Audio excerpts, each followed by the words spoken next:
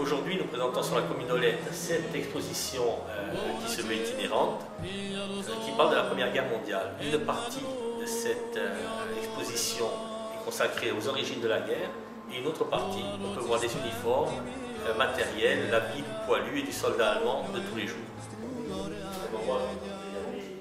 Au travers d'uniformes, pour certains, comme les deux là-bas qui sont d'origine, c'est des uniformes qui ont 100 ans.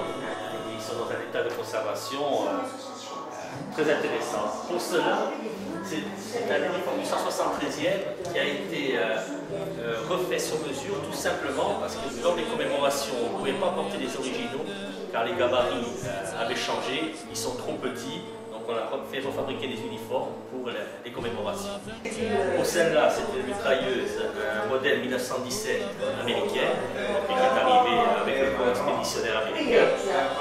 En 1919, quelques modifications ont été apportées. À l'origine, ici se trouvait un tube rempli d'eau pour refroidir, et la modification a porté sur la jonction de ce tube pour éviter le transport de l'eau, des bidons et tout le matériel qu'il y avait avec. Tout à l'heure à 18h30, nous allons nous retrouver dans l'église de Saint-André, qui est l'église du village de Lette, pour une veillée. Alors cette veillée, au cours de cette veillée, les uniformes qu'on peut voir ici, français et allemands, seront portés par les figurants, et des poèmes, des lettres de poilus seront lues, et des projections de films auront lieu en même temps.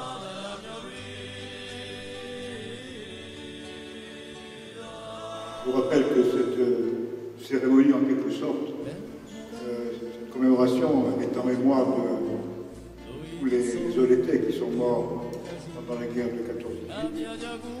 Il nous a semblé qu'au moment où on célébrait, on commémorait le centenaire de la guerre, il fallait que l'on fasse quelque chose pour,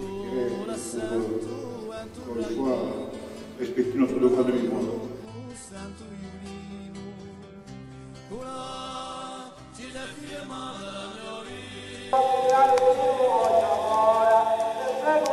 Sanglé, parqué, numéroté, vivant la tragique aventure sans comprendre, enfoui dans la nuit, dans la misère et dans le bruit, noyé dans la boue et l'ordure, jusqu'à ce qu'un morceau de fer fasse un pauvre tas de ta chair. Le deuxième corps marche un des premiers. J'ai fait tous mes préparatifs.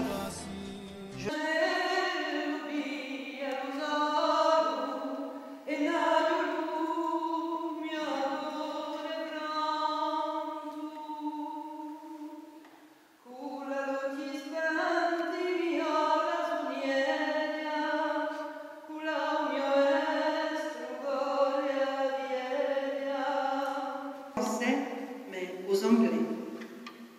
Ils me passèrent un paquet de cigares, une boîte de cigarettes lourdes dorées. Je leur glissais le Petit Parisien en échange d'un journal allemand et je rentrais dans la tranchée française, où je fus vite dévalisé de mon tabac poche. Nos voisins d'en face tinrent mieux leurs paroles que nous. Pas un coup de fusil. Le lendemain, ils purent s'apercevoir que ce n'était plus Noël. L'artillerie leur envoya quelques obus bien sentis en plein dans leur tranchée. Fais part de mes amitiés à tous.